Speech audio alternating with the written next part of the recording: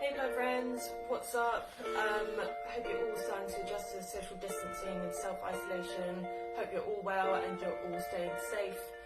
Welcome back to my second ever episode of the Agony Plant, where I'm hoping to help you guys with your houseplant problems.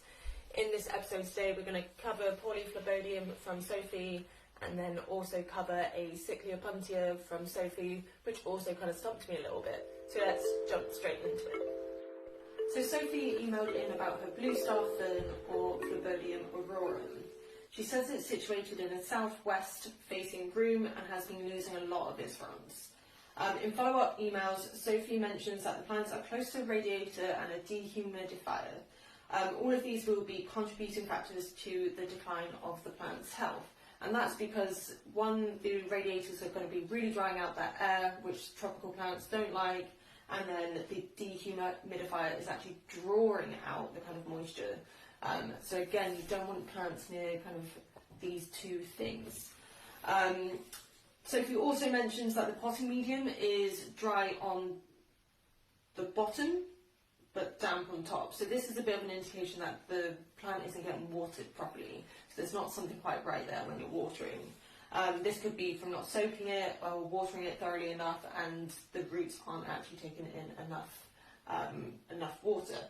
So this is my Phlebodium, and this I've got in my north-facing window in my bathroom, and it has been growing absolutely wild.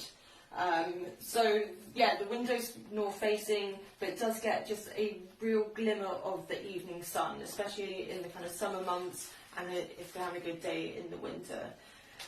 So with the kind of like bluish hue, this does kind of like indicate that the plant can tolerate a bit more of an intense or higher light than other ferns. So if you're giving it a bit of dappled sun, that would be perfect.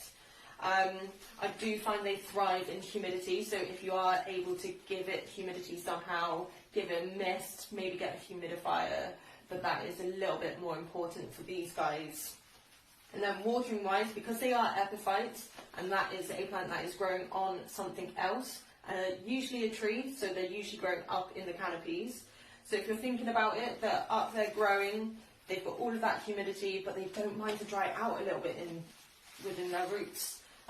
So with mine, I allow about 1/2 to 2/3 to dry out quite regularly, and I find bottom watering a lot better for them. And that's because of the kind of furry rhizomes that you find on top, which is crawling across the kind of the potting medium.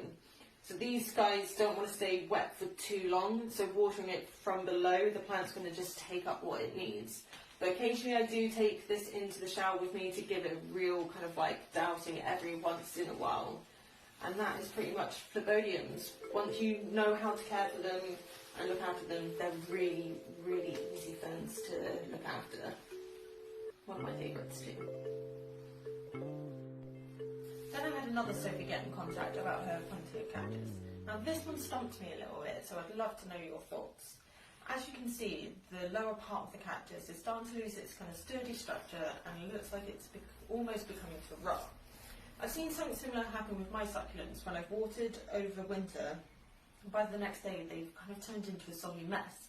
And I think this is a contributing factor of the plant being cold. There's that sudden drop in temperature overnight, and that being wet. And that's a thing desert plants do not like being. It could also be that the compost has become anaerobic and that the roots can't actually take up in any more oxygen, or even a pest pressure. So sometimes mealybugs, which are these little like cotton-like things, and like woodlice guys that actually live in the roots, and they can pretty much suck the life out of a cactus. So Sophie mentions in her email about propagating, and I think this is the best course of action.